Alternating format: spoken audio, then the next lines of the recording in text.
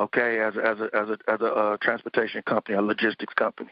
I ship goods all across the world. We can't ship goods to Korea or Taiwan or Indonesia without. We have to pay a premium. It costs a premium to send those one container.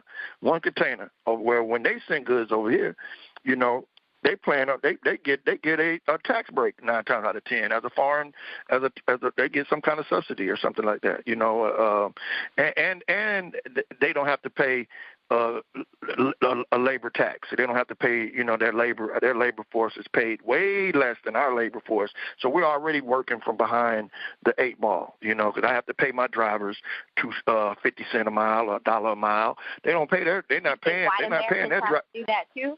Do you think that's an American problem, or do you think that's just a Black American problem?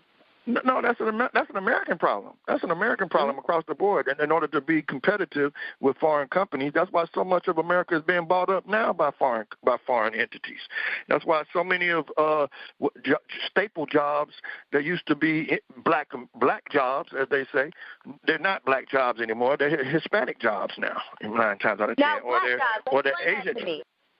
Explain that to me. I'm listening to you. A black job.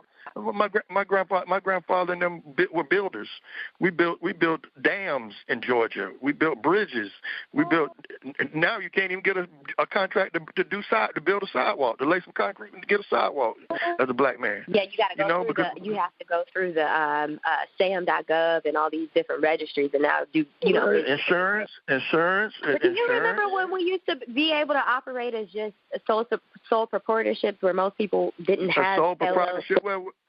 Yeah. I mean, you didn't have to be a company. You could just be. You didn't have to have a license in Georgia. You know, you could just go out and do the work. You know, but then they started. When do you think it changed? What year? It changed. I know it was about 2000, early 2000s. They started making you contractors go be licensed and everything like that.